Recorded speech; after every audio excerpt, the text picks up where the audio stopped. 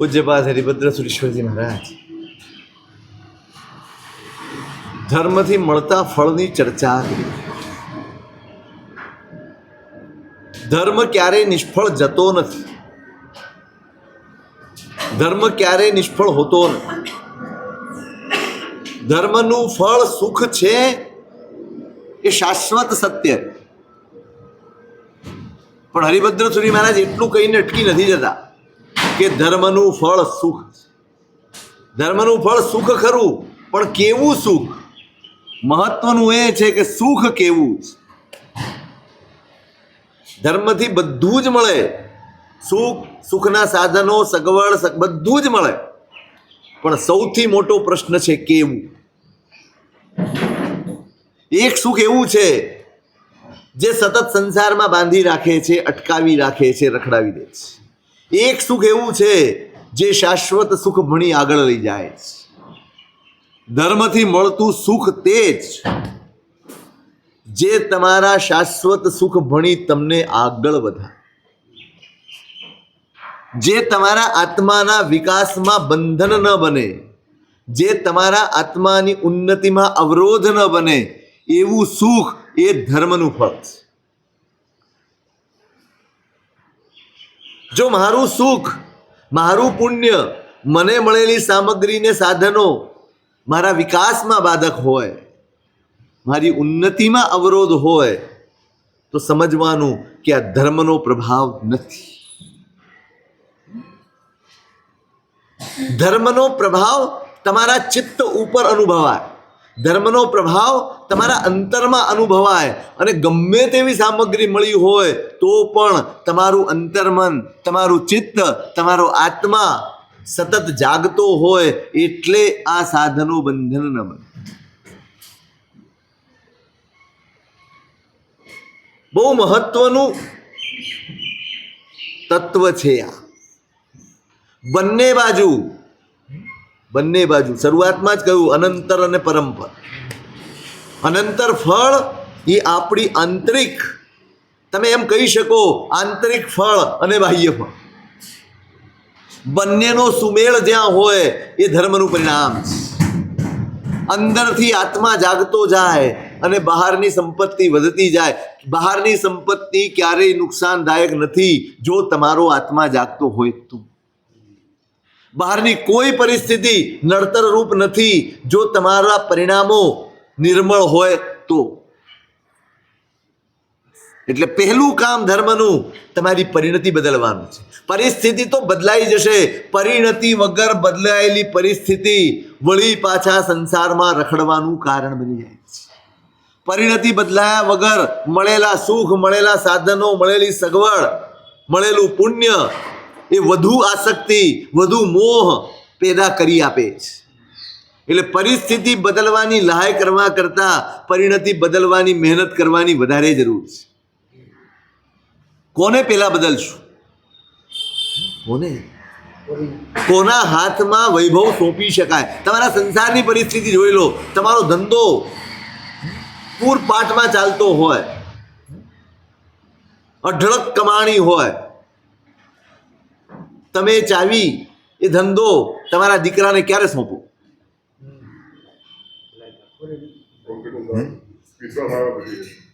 તમારો દીકરો છે ને,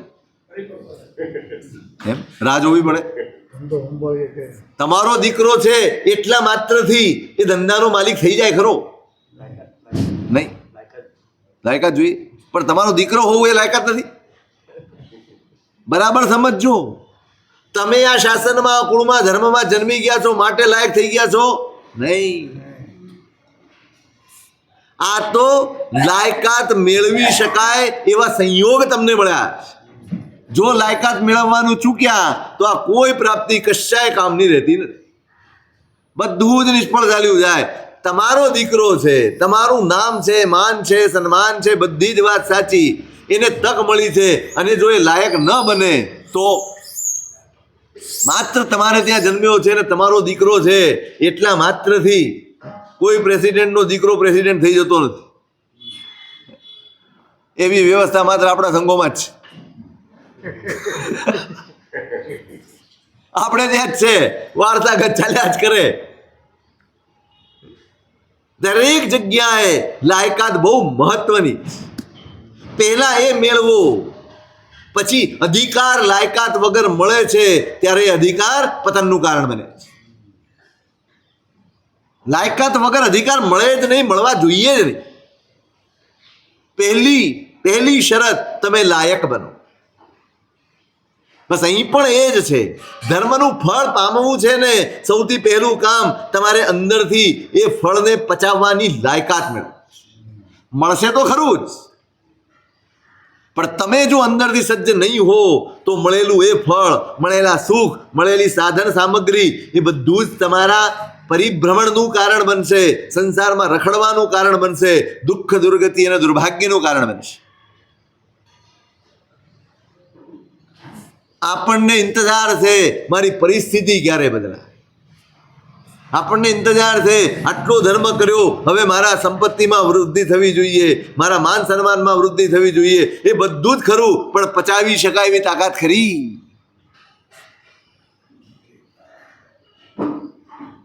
હું આ બધું જ મેળવીને પણ મારા ધર્મને જાળવી શકીશ ખરો?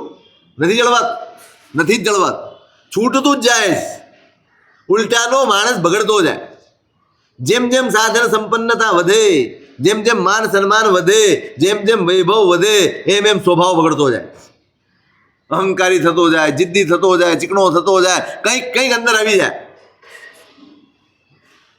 કેમ? પહેલા લાયકાત મેળવી નથી અને અધિકાર માટેની ચેષ્ટા કરી બેઠા છે. સંપત્તિ મેળવવી, સુખ મેળવવું એ પણ અધિકાર છે.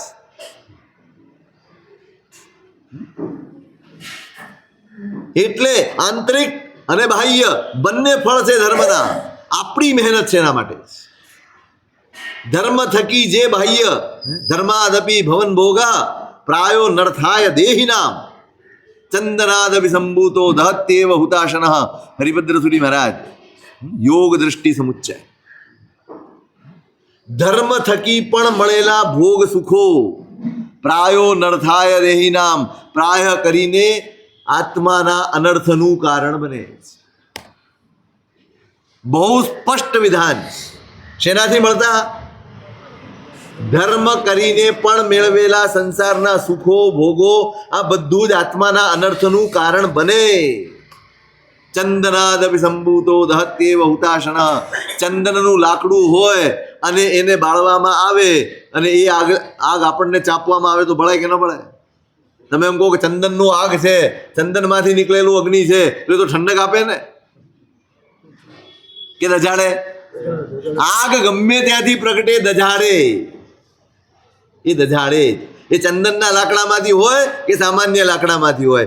એમ સંસારના ભોગ સુખો એ ધર્મથી મળ્યા હોય કે પુણ્યથી મળ્યા હોય, હંમેશા દુઃખના દુર્ગતિના કારણ બની જાય છે, અનર્થના કારણ બની જાય. કેમ? કારણ એટલું જ કે તમે અંદરથી તૈયાર થયા નથી, એ સુખો ભોગવવાની લાયકાત મેળવી નથી, એના માટેનો અધિકાર મેળવ્યો નથી અને તમે પગલું માંડવા ગયા. માટે અનર્થાય દેહિના. ધર્મથી મળતા ભોગ સુખો પણ અનર્થનું કારણ ત્યારે જ બને જ્યારે તમે આંતરિક રીતે સજ્જ થયા ન હો, તમે પરિણતિ ન બદલી હોય, તમારા વિચારોને બદલ્યા ન હોય, તમારી આસક્તિને મોહ તમે ઘટાડ્યા ન હોય. પહેલું કામ આ કરવાનું. ધર્મ કરતા કરતા કરતા મારે મારા અંતરને, મારા મનને, મારા આત્માને સજ્જ કરવાનો છે, સત્યથી સજ્જ કરવાનો છે, બોધથી જાગતો કરવાનો છે. નિરંતર બોધ જાગતો હોય ક્ષણે ક્ષણે. ભરત ચક્રવર્તીએ 10,000 સાધર્મિક એટલે રાખ્યા. કેટલા સાધર્મિક? 10,000 પરિવાર હતા. તમારું પાલન પોષણ મારે કરવાનું, તમારે કોઈ જવાબદારી નહીં. તમારે શું કરવાનું? જ્યારે જ્યારે હું રાજ દરબારમાં આવું કે ક્યાંય પણ જાઉં, તમારે મને યાદ અપાવવાનું.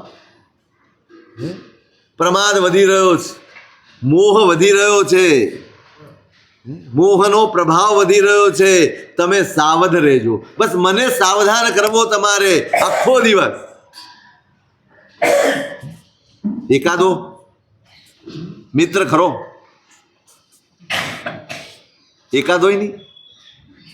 તમે નિમ્યો હોય તમે તમારા જીવન સાથે જોડ્યો હોય એવી કોઈ વ્યક્તિને કે ભાઈ હું ક્યાંય ભૂલ કરતો હોઉં, ક્યાંય વધુ ડૂબી જવાનું લાગતું હોય ત્યાં મને બહાર કાઢવાનું કામ કરજે, મને ચેતવજે, મને ટકોર કરજે, ભલે ખોટું લાગે મને બહાર કાઢજે, મને ખોટું લાગે એની ચિંતા ના કરતો, મને બહાર કાઢજે. એવું એકાદે વ્યક્તિ આપણે જીવનમાં રાખ્યું છે? એવા તો ગુરુએ નથી રાખ્યું. ટોક ટોક કરે ને તો એને મૂકી દઈએ, એને મૂકી દઈએ. આ હું આખો જાણો, જ્યારે જાઓ ત્યારે તમે આવું કરો છો, તમે તેવું કરો છો, ફલાણું કરો છો, ઢીકણું કરો છો, બીજા શોધવા. અનુકૂળ, આપણને બધું જ અનુકૂળ જોઈએ. ભગવાન પણ અનુકૂળ જોઈએ, ગુરુ પણ અનુકૂળ જોઈએ, ધર્મ પણ અનુકૂળ. એમણે કહ્યું છે આમ ધર્મ થાય એ નહીં, મને શું અનુકૂળ છે એવો ધર્મ હું શોધું, મને કોણ અનુકૂળ છે એવા ગુરુ હું શોધું છું, મારી ઈચ્છાઓ પૂરી કરે એવો ભગવાન હું શોધું છું. હું શરણાગત નથી, હું પરમાત્માનો આ શાસનનો શરણાગત નથી. શરણાગત છો? આપણે શરણે છીએ શાસનના? શરણું હોય ને જ્યાં ઈચ્છા સમાપ્ત થાય એનું નામ શરણાગતિ.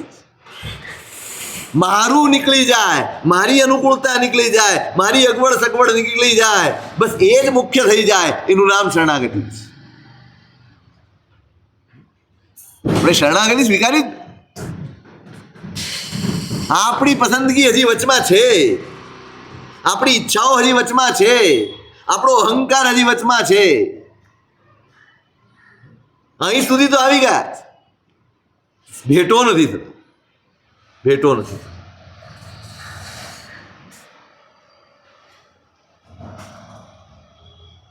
એકાદ વ્યક્તિ 10,000 સાધર્મિક રાખ્યા, રોજ ચેતવવાનું.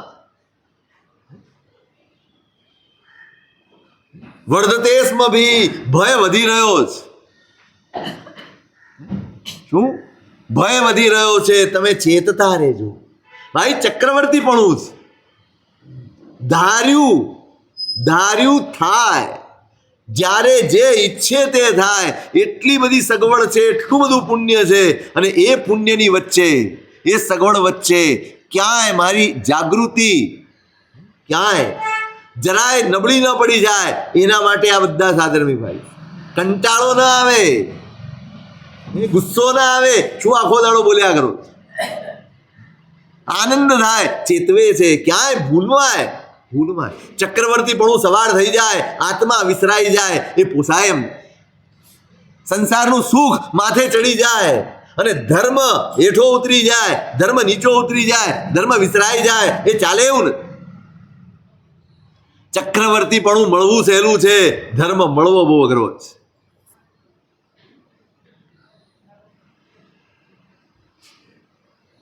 એને તો સતત સાવધાન રહેવું પડે એવી પરિસ્થિતિ છે, અને એટલે એમણે રાખ્યા છે મને સાવધ કરજો, મને ચેતવજો, મને જાગૃત રાખજો, તમારું હું સાચવીશ.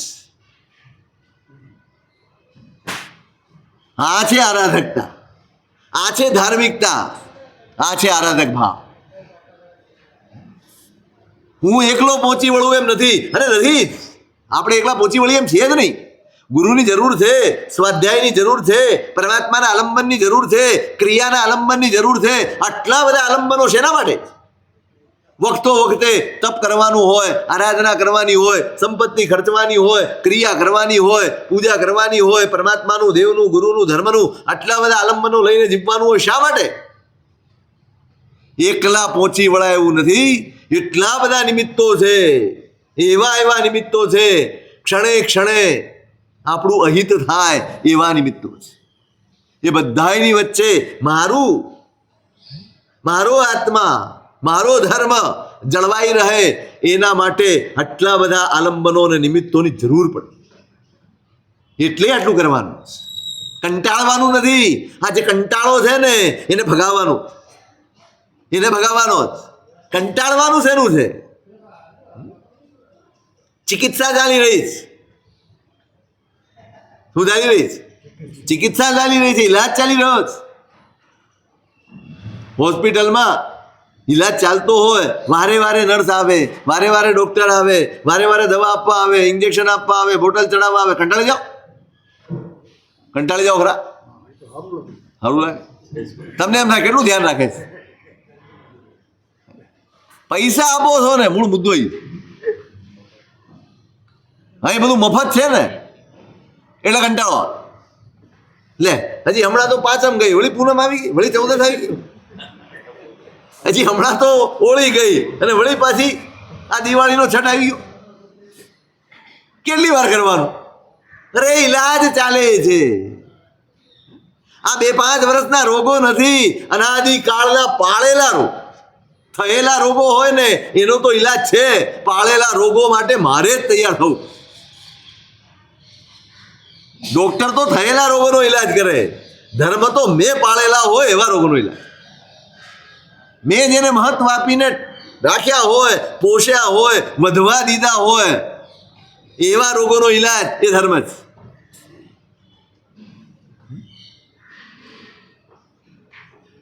જાગૃતિ માટે આટલા સાવધ છે ભરત ચક્રવર્તી ભાઈ. સુખ મળે પણ આવું સુખ જોઈએ જે મને આત્માના હિતને ચૂકવવા ના દે. આત્માના હિત હું ચૂકી ન જાઉં એવું સુખ જોઈએ. અધિકાર મેળવવાની વાત કરી રહ્યો. આ અધિકાર છે તમારો અંતર સાબુત હોય, તમારી પરિણતિ સાબુત બને. મહેનત એની કરજો, પહેલા આંતરિક ફળ માટે મહેનત કરજો, બહારનું તો પથરાઈ જશે એની મેળે. તમે લાયક થાઓ, સુખ તમારી પાછળ ચાલશે. અત્યારે આપણી પરિસ્થિતિ ઊંધી છે, હું સુખ પાછળ ભાગું છું. આપણે સુખ પાછળ ભાગીએ છીએ. કરો એવું, સુખ તમારી પાછળ. સુખ આપણને અનુસરે, આપણે એની પાછળ નથી ચાલવાનું, એ આપણી પાછળ ચાલે. અને ધર્મ એકમાત્ર એવું સાધન છે જે સુખને પણ તમારે અધીન કરી આપે. પહેલા લાયકાત મેળવો, પહેલા અધિકાર મેળવો, પહેલા અંતર મનને સાબુત કરો, તમારી પરિણતિને નિર્મળ કરો. નહીતર આ જ સુખ, આ જ સગવડ, આ જ સાધનો ધર્મ થકી મળ્યા હશે તો પણ સંસારમાં રખડાવનારા બની જશે, તો પણ દુર્ગતિના અને દુઃખના કારણ બની જશે, તો પણ અનર્થના સાધન બની જશે. બહુ જ મેળવવાની ઝંખનામાં આપણે જીવતા હોઈએ છીએ, પણ નહીં, સાવધ રહો. આ નથી દેતા ને ભગવાન આપણી ઈચ્છા પ્રમાણે. કૃષ્ણ પ્રેમ એક સંત છે, એમણે સરસ લખ્યું કે આપણી બધી ઈચ્છાઓ પૂરી નથી થતી ને એ પણ ઈશ્વરનો પાળ માનવા જેવું છે. જો દરેક માણસની દરેક ઈચ્છા પૂરી થતી હોત તો આ ધરતી નરક બની ગઈ હોત. કોણ કોના કંટ્રોલમાં હોત? બધાને એક જ ઈચ્છા છે, મારાથી આગળ કોઈ ન હોવું જોઈએ. હવે આમાં શું થાય? આનું પરિણામ શું આવે?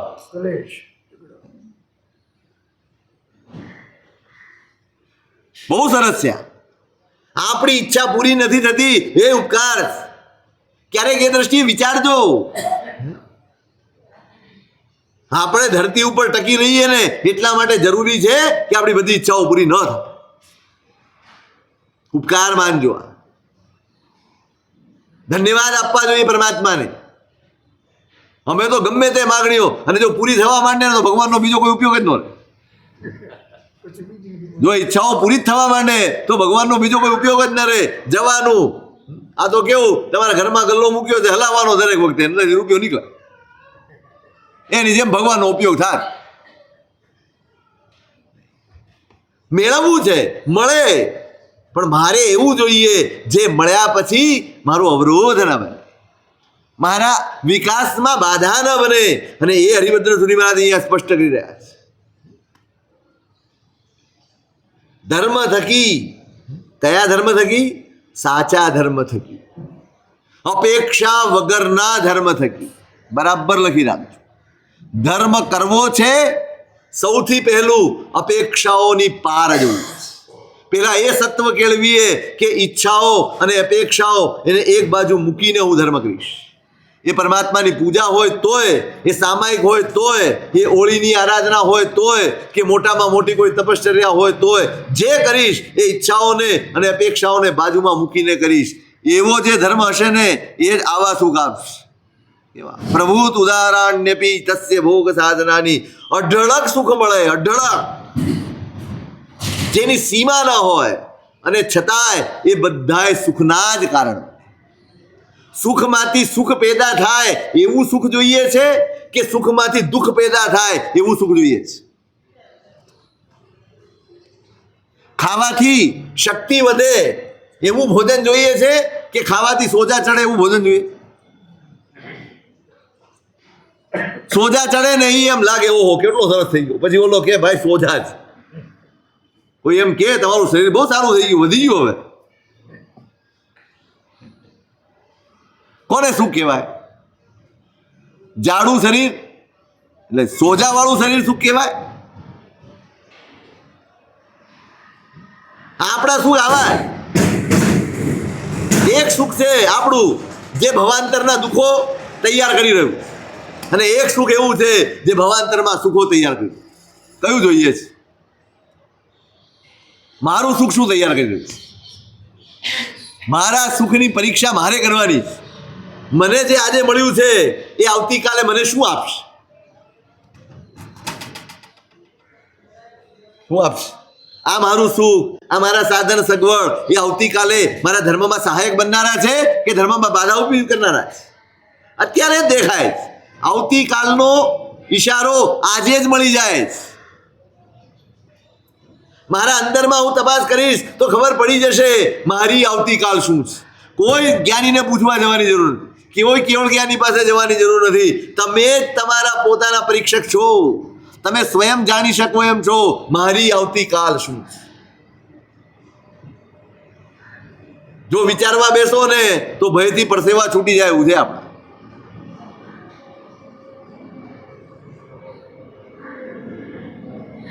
અઢળક સુખો મળે પણ ઉદાર સુખ સાધનાની, એનાથી વધુ સુખની જ પ્રાપ્તિ થાય, દુઃખની નહીં, દુર્ગતિની નહીં, દુર્ભાગ્યની નહીં. કોઈ એવી સ્થિતિ ન આવે જે પરિભ્રમણ વધારી આપે. નહીં, સુખમાંથી સુખ, સુખમાંથી સુખ, સુખમાંથી સુખ, અને છેવટે શાશ્વત. કેમ એવું બને છે? અયત્નોપનતત્વા. અહીંયા જે સુખ મળે છે પ્રયત્ન વગર મળેલા સુખ છે. જીવે ધર્મ કર્યો શેના માટે? ચિત્ત શુદ્ધિ માટે.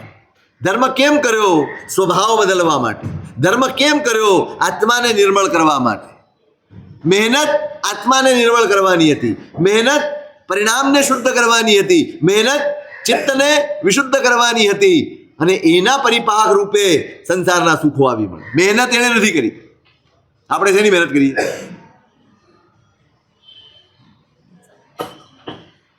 સંસારના સુખો માટે મહેનત કરો તો મળે તો ખરા, પણ પરિણતિ ન મળે.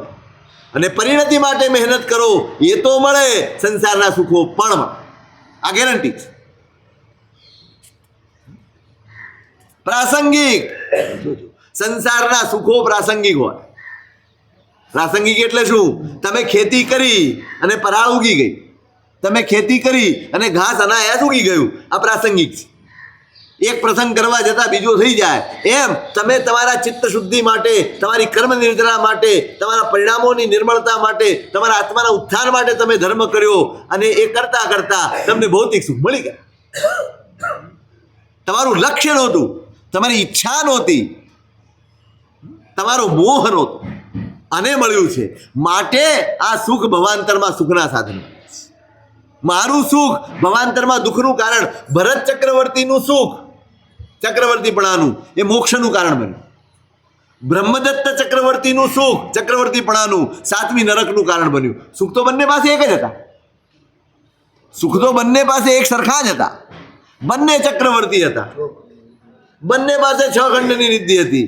સમાન, બધું જ સમાન હતું. પરિણામમાં ફરક કેમ પડ્યો? પરિણામમાં ફરક કેમ પડ્યો?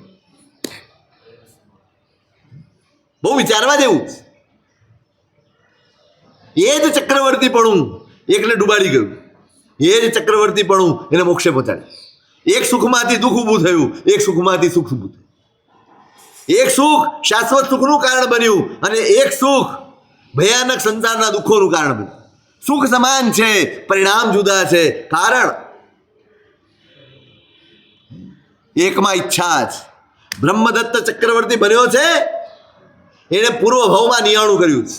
મારી સાધના, મારું તપ, મારી કઠોરચર્યા, એનું જો કોઈ ફળ હોય તો મારે ચક્રવર્તી પણ જોઈએ. માગી લીધું, પ્રયત્ન કર્યો, ઈચ્છા કરી. ઈચ્છાથી મળેલા સુખ આસક્તિ જન્માવે છે. ઈચ્છાપૂર્વક મેળવેલા સાધનો સંસારનું કારણ બને છે. ઈચ્છાપૂર્વક જે સંસાર ઊભો થાય એ ભલે દેખીતી રીતે સુખમય હોય તો પણ ભવાંતરના ભયાનક દુઃખોનું કારણ હોય છે. માટે ઈચ્છાઓથી ચેતજો. ધર્મ આપશે, ગેરંટી આપે છે. ઈચ્છા છોડવાનું સત્વ કેળવો. આપણે ત્યાં જ નબળા પડીએ છીએ. આપણને એમ થાય ભગવાન પાસે જઈશું તો માગવું જ પડશે. એટલે આ ભગવાન પાસે ગયો ને અઢળક કર્મ નિર્જરા થઈ ગઈ. ભાઈ, તારે જરૂર જ નથી માગવાની. અઢળક પુણ્ય ઉપાર્જન થઈ ગયું, એનાથી તારા કામ થઈ જાય. માગીને તમે એક લિમિટ બાંધી દો છો, પાળ બાંધી દો છો. બસ હવે આટલું જ જોઈએ છે. કાંઈ માગવાની જરૂર નથી. પહેલું સત્વ એ કેળવો, ઈચ્છા નથી જોઈ. કોઈ ઈચ્છા નહીં, કોઈ માગણી નહીં. પરમાત્મા પાસે જવું છે, નિયમ કરજો. આજથી જવું છે તો માત્ર ને માત્ર પરમાત્માને ધન્યવાદ કહેવા જવું છે, પરમાત્માનો આભાર માનવા જવું છે, પરમાત્માને સમર્પિત થવા જવું છે. એમના પ્રત્યેનું સમર્પણ વધતું જાય, ભક્તિ વધતી જાય, એ ઉપકાર ભાવ મારા હૈયામાં સ્થિર બની જાય. એટલા માટે ભગવાન પાસે જવું છે. આપણી ભક્તિ, આપણું સમર્પણ, આપણો ઉપકાર ભાવ એ તો ક્યાંય આવતું જ નથી.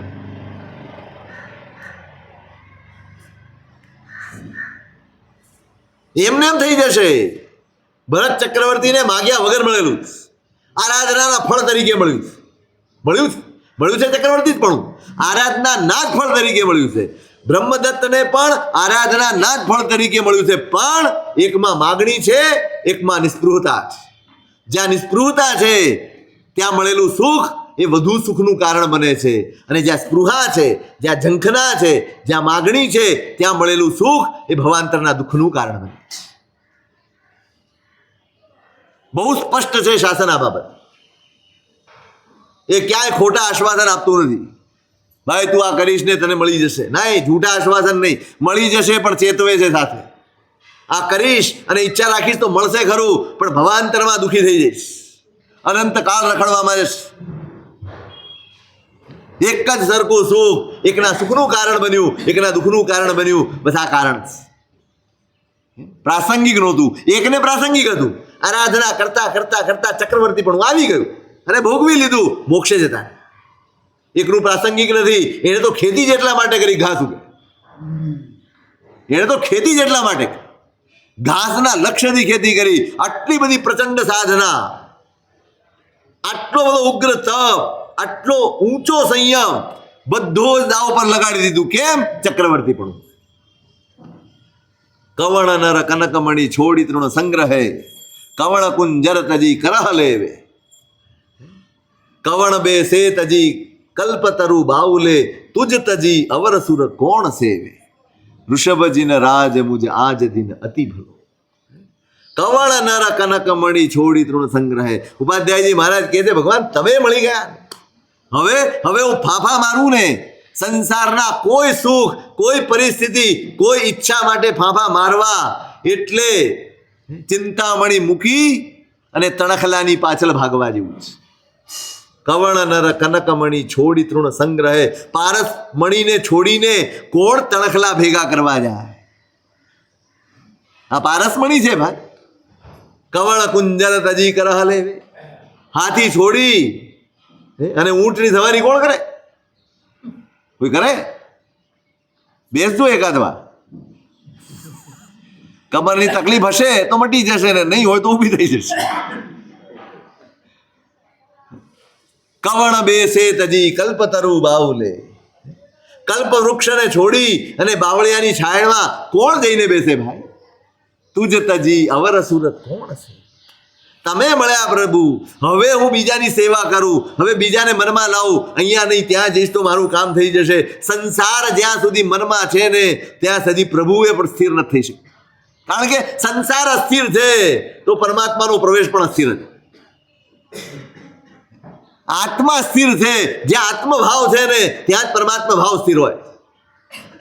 અંદર સંસાર ભર્યો છે, ભગવાન પણ સ્થિર નહીં હોય.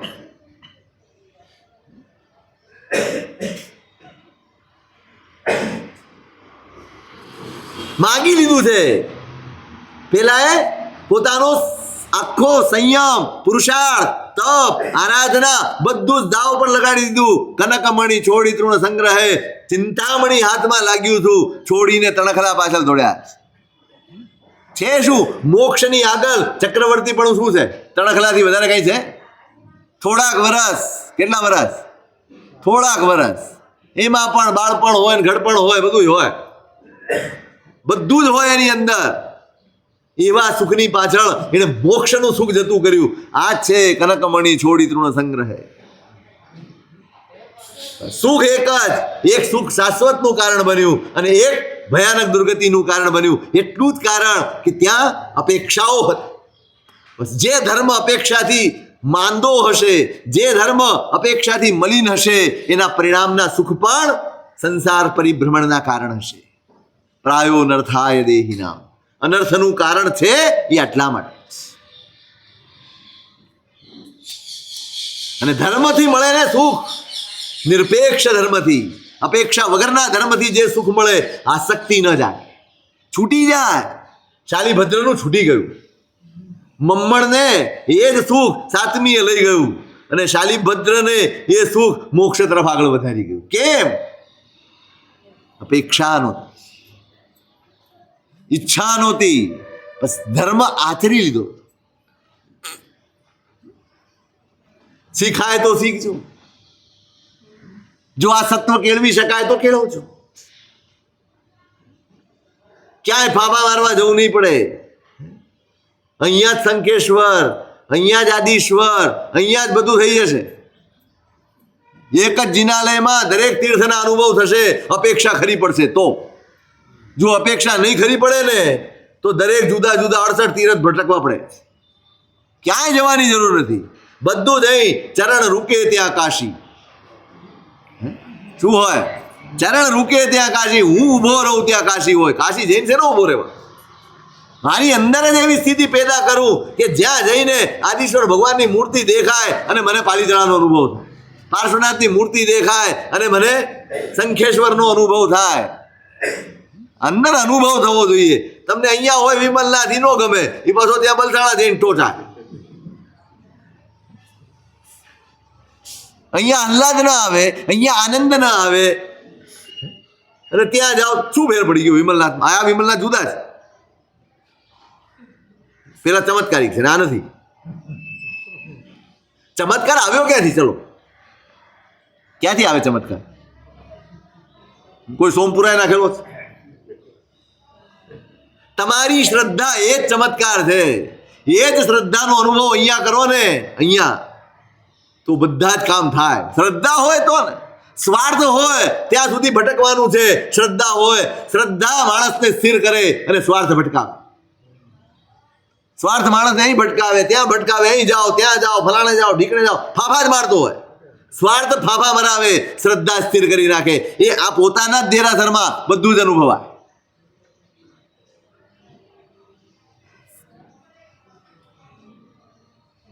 આ પ્રભાવ છે.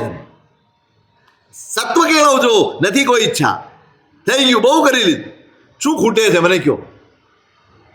ચાલો, શું ખૂટે છે તમારા જીવનમાં? પ્રામાણિકપણે કહેજો. ઈચ્છાઓ નહીં બતાડતા. ખરેખર અભાવ હોય બતાડો.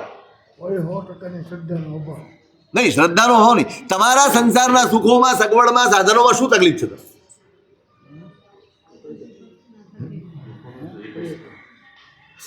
કોકનું જોઈને કાજી ક્यों દુબલે તો સારે ગાંવ કી ચિંતા. દિવસે દિવસે સુકાતો જાય. કેમ? ગામનું માથે લઈને ફરે. પણ શું કામ છે?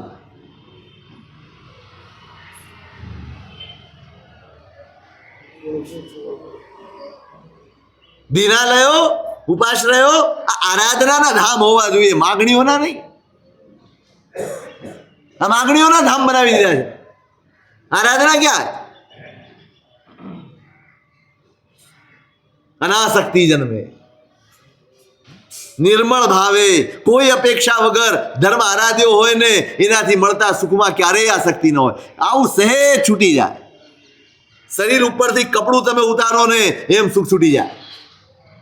અત્યારે તો તકલીફ એ છે, ચામડી ઉતારો એટલી પીડા થાય, જરાક છોડવું પડે તો કેટલું દુઃખ થાય.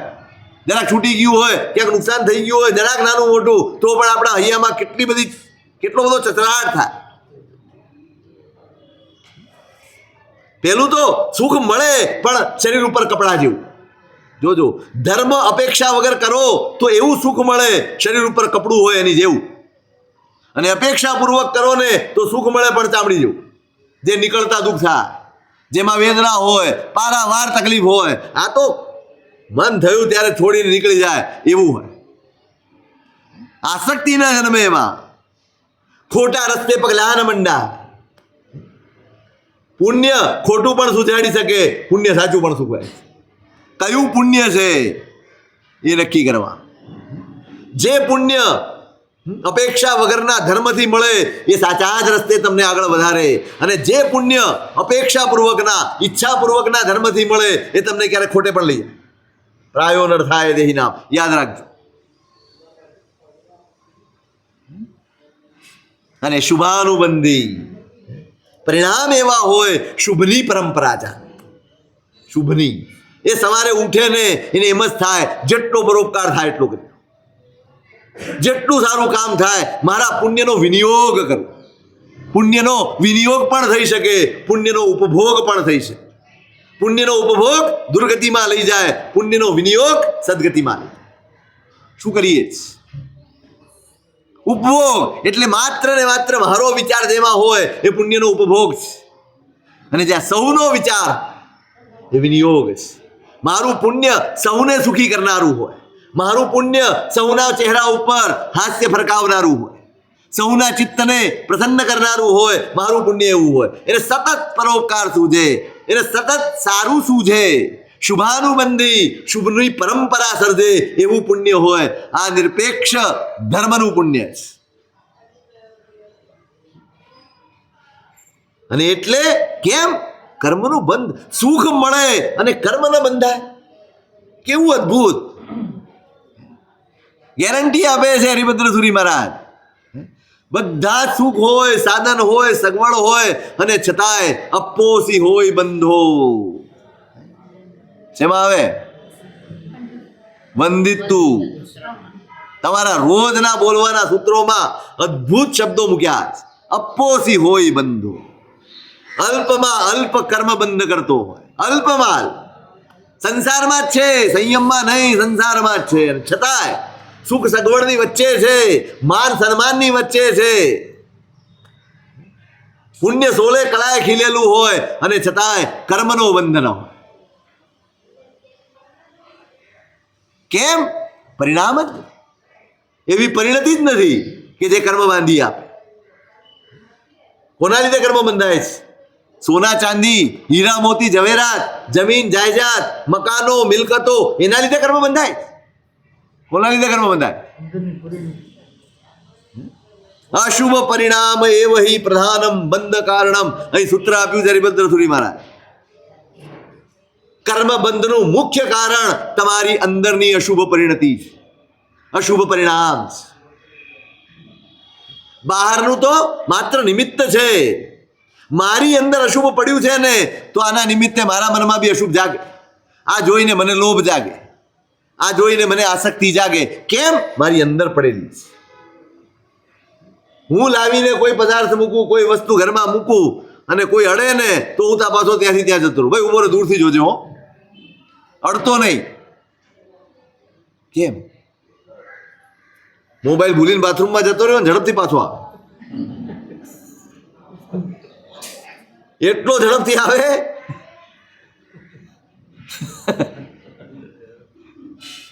એનો જીવ એની અંદર હોય, એનું મન એની અંદર જોડાયેલું હોય, કોઈક લઈ ન લે હાથમાં.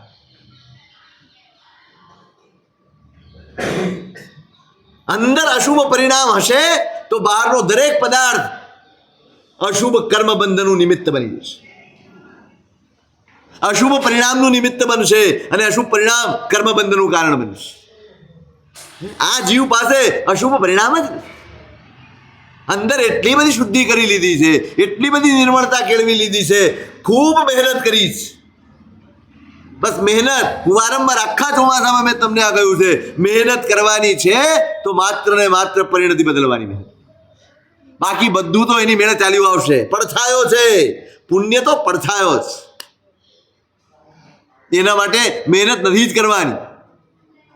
અશુભ પરિણામ એ જ કર્મનું કારણ છે, કર્મબંધનું કારણ છે. બાકીના બધા સાધનો તો બાહ્ય જ. મેં હમણાં કીધું તમને, ભરત ચક્રવર્તીને એનું ચક્રવર્તીપણું કર્મબંધનું કારણ ન બન્યું, નિર્જરા જ થઈ. ભોગવ્યું તો એમણે, અને ભોગવ્યું બ્રહ્મદત્તે પણ. એકે ચક્રવર્તીપણું ભોગવ્યું, એકે કર્મ ભોગવ્યું. ફરક ક્યાં પડ્યો? ભરત ચક્રવર્તીએ કર્મ ભોગવ્યા અને બ્રહ્મદત્તે સુખ ભોગવ્યું. સુખ ભોગવે કર્મ બાંધે અને કર્મ ભોગવે કર્મ ખપા. આપણે શું ભોગવીએ છીએ? આપણે તો છે ને રોગ આવે ને તો જ એમ માનીએ કર્મનો ઉદય છે, કર્મ ભોગવાય.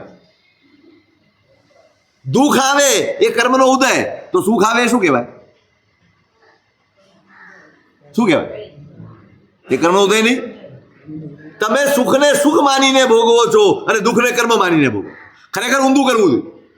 સુખને કર્મ માનીને ભોગવશો ને તો કર્મ નિર્જરા થશે. દુઃખ આવે, આપણે દુઃખને કર્મ માનીએ છીએ અને એમાં આર્ત ધ્યાન કરીએ. આ જાય તો સારું, આ જાય તો સારું. જેટલી ઈચ્છા દુઃખને દૂર કરવાની છે એટલી જ ઈચ્છા આ સુખને દૂર કરવાની થાય ને એનું નામ ધર્મ. ધર્મનું પરિણામ શું? સંસારના દુઃખો જેમ નથી ગમતા એમ સંસારના સુખો પણ ન ગમે. જેમ આમાંથી છૂટવાની મથામણ હોય એમ આમાંથી પણ છૂટવાની મથામણ હોય, ત્યારે ધાર્મિકતા, ત્યારે ધર્મની પરિણતિ છે. દુઃખથી છૂટવાની ઈચ્છાને ધર્મ નથી કહેતા, એ પુણ્ય છે. પણ સુખ અને દુઃખ બંનેમાંથી છૂટવાની ઈચ્છા એ ધર્મ, એ ધર્મ તરફ લઈ જાય છે.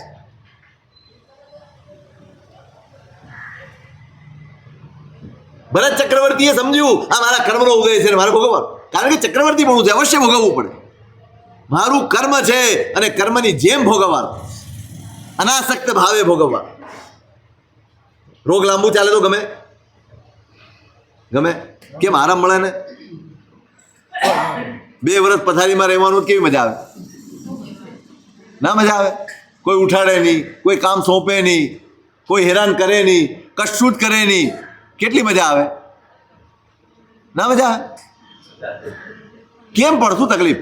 આરામ મળે છે તમને. પથારી ઉપર ચા આવી જાય, ખાવાનું આવી જાય, તમે કહો ભાઈ ફલાણું આપો, ઢીકણું આપો, બધા તમારી સેવામાં હાજર હોય. આ સુખ નહીં?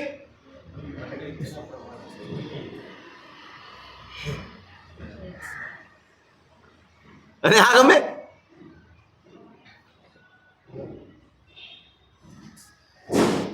કર્મનો અણગમો જાગે એ ધર્મ તરફ વળે, દુઃખનો અણગમો તો પુણ્ય તરફ જ લઈ જાય.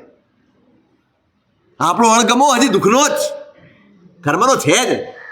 ભરત ચક્રવર્તી એમ જ ભોગવ્યું. કર્મ છે ને, અવશ્ય ભોગવવા પડે એવા છે, ભોગવી લેવા. કર્મ ભોગવવા, ચક્રવર્તીપણું નહીં, સુખ નહીં. અને બ્રહ્મદત્તે ચક્રવર્તીપણું ભોગવ્યું. મારું સુખ, મારું રાજ્ય, મારું ચક્રવર્તીપણું, અને કર્મ બાંધી બેઠું.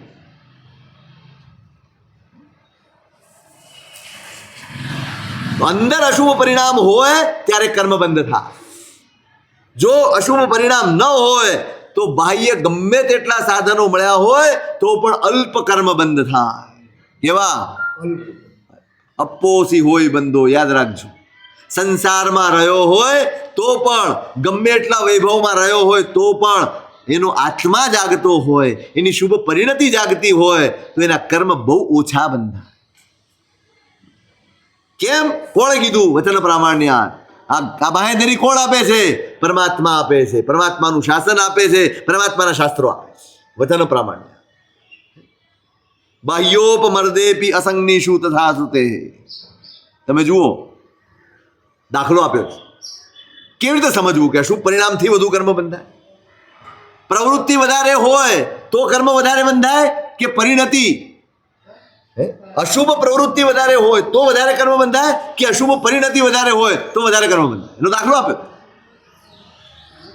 અસંગની પંચેન્દ્રિય જીવ છે માછલું, અસંગની, એના આયુષ્ય પણ ઘણા લાંબા. સંગની નથી, મન નથી, ખૂબ દીર્ઘ આયુષ્ય હોય. દરિયામાં સતત પાણી ડોળતા હોય, અશુભ ક્રિયા છે ને. દરિયામાં રહે છે, માછલા ખાતા હશે, જે બી કરતા હશે, એકબીજાને ગળતા હશે, સતત પાણી ડોળતા હશે. આ બધું જ પ્રવૃત્તિ કઈ છે? અશુભ પ્રવૃત્તિ. અને કેટલા વર્ષો સુધી? કરોડો વર્ષો આયુષ્ય છે એનું લાંબુ.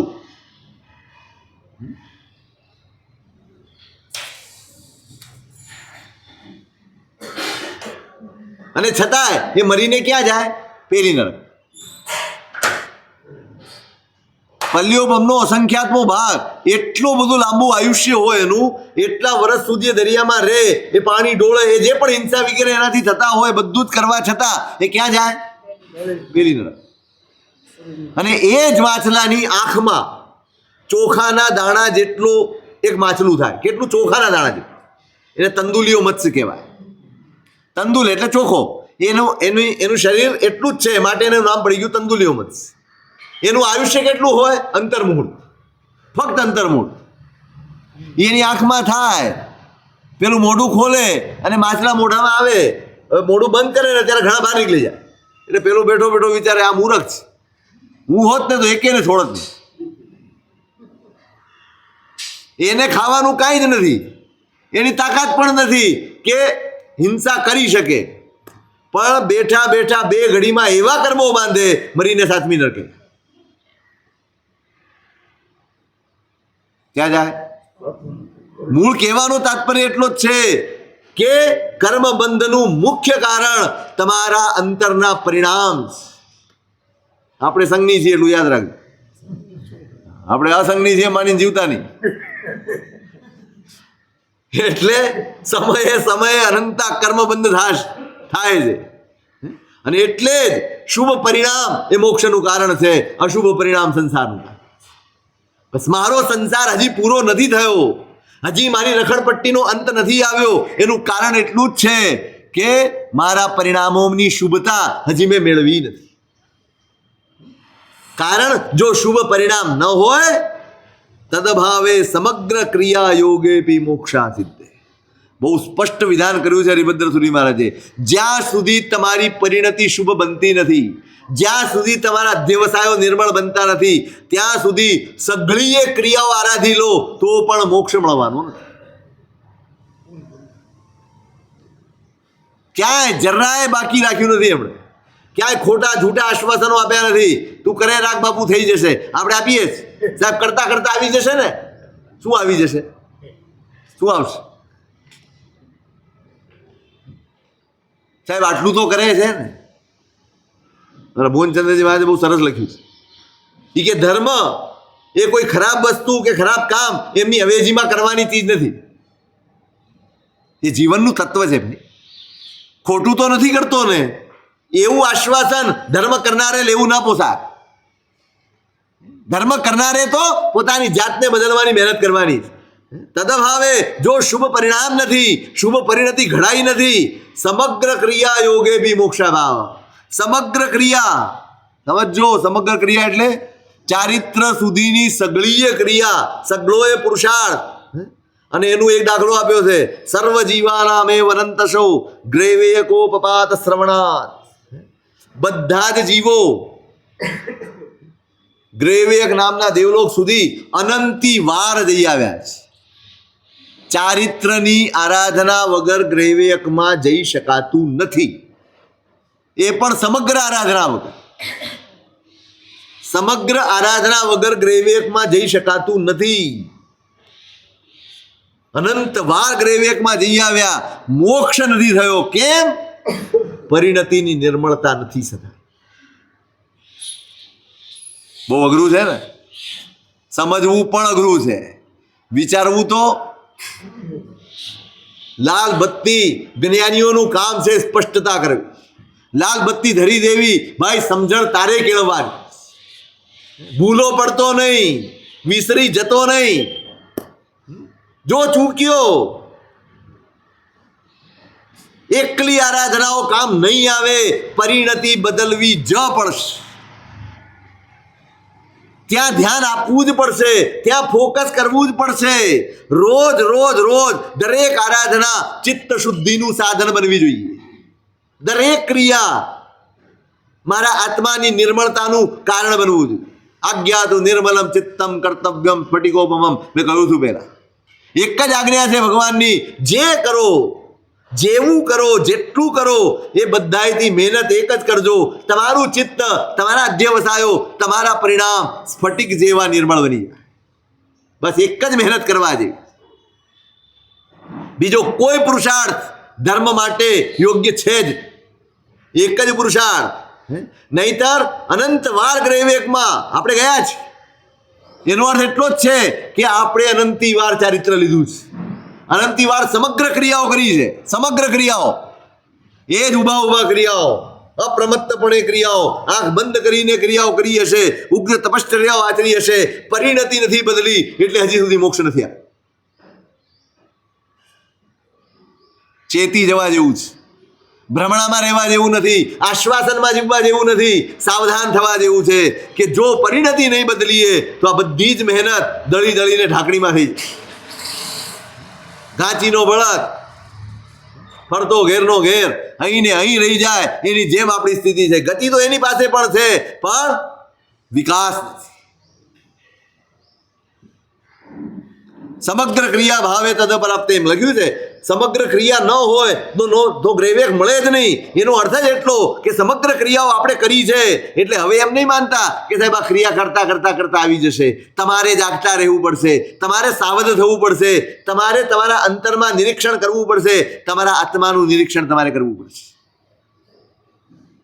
ઇત્ય પ્રમાદ સુખવૃદ્ધ્યા તત્કાષ્ઠા સિદ્ધૌ નિર્વાણા વાપ્તિ. બસ અપ્રમાદની સિદ્ધિ કરવાની જ. આપણે ચૂકીએ છીએ ક્યાં? ક્રિયામાં નથી ચૂકતા, ધર્મમાં નથી ચૂકતા, આરાધનામાં નથી ચૂકતા, આપણે ચૂકીએ છીએ પ્રમાદ. પ્રમાદ નડે છે. ક્રિયા કરતા હોઈએ, મનમાં ગમે તે વિચારો ચાલે, ગમે તેવા વિકલ્પો ચાલે, ગમે તેવા અર્થ ધ્યાન ચાલે, આપણને કોઈ ફરક પડતો નથી. આપણો આ પ્રમાદ જ આપણી આરાધનાને, આપણા ધર્મને નિષ્ફળ કરી રહ્યો. આ પ્રમાદ આપણને નડી રહ્યો છે. ચેતવા જેવું છે. અપ્રમાદની વૃદ્ધિ થશે તો જ પરિણતિની શુદ્ધિ થશે અને તો જ મોક્ષની પ્રાપ્તિ થશે. પાયો અપ્રમાદ છે, પાયો સાવધાની છે. સાવધ થાઓ ભાઈ. તમે જ્યારે ક્રિયા કરતા હો, તમે આ સાવધાની તો દુકાનમાં પણ રાખવાની છે, આ સાવધાની તો સૂતા સૂતા પણ રાખવાની છે, આ સાવધાની ખાતા ખાતા પણ રાખવાની. પણ પહેલી આદત તો ધર્મ ક્રિયામાં તો નાખો કે હું ધર્મ ક્રિયા કરું છું, હું પૂજા કરવા આવ્યો છું, હું માળા ગણી રહ્યો છું, હું સામાયિક કરી રહ્યો છું. એ વખતે મારા ચિત્તના પરિણામ શુભ હોય એની તો મહેનત પહેલા કરો. આપણે તો ત્યાં ઉપેક્ષા કરી, ત્યાં બેભાનપણે બધું કરીએ છીએ. કોઈ જાગૃતિ નહીં, તદ્દન બેહોશીમાં આપણું ધર્મ ચાલે છે.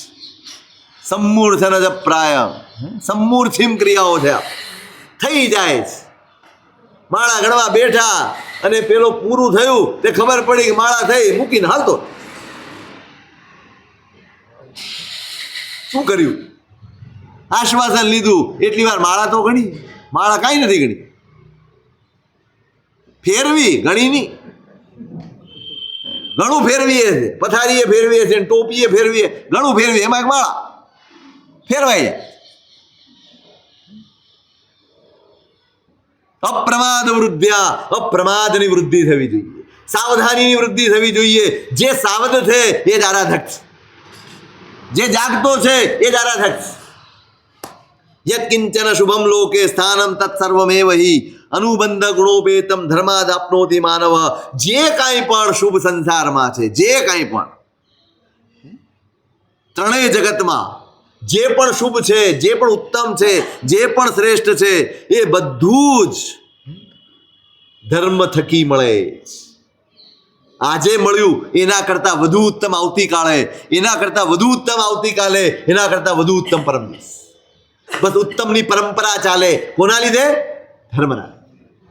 ધર્મશ્ચિંતામણી શ્રેષ્ઠો ધર્મ કલ્યાણ ઉત્તમમ હિત એકાંતતો ધર્મો ધર્મ એવામૃતમ પરમ. વિશેષણ આપ્યા છે. ધર્મ શું છે? ધર્મ ચિંતામણી. ધર્મ જ કલ્યાણ છે, કલ્યાણનું કારણ છે. એકાંતે હિત કરે એવું જો કોઈ તત્વ હોય તો એ ધર્મ છે. અને છેવટે ધર્મ એ અમૃત છે. શું છે ધર્મ? ચતુર્દશ મહારત્ન સદભોગાન નૃષુ ઉત્તમ અનુત્તમમ ચક્રવર્તી પદમ પ્રોક્તમ ધર્મ હેલા વિજૃંભિતમ.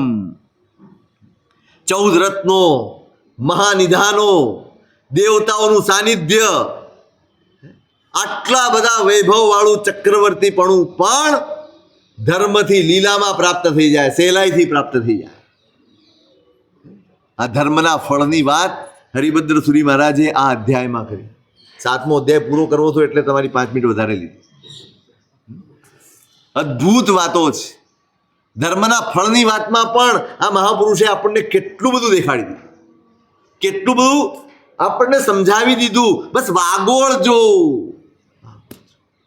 હજી વિશેષ ધર્મના ફળો કે ફળ છે, પરિણામ છે, એ શું છે, એનું શું સ્વરૂપ તે અગ્રે અધિકાર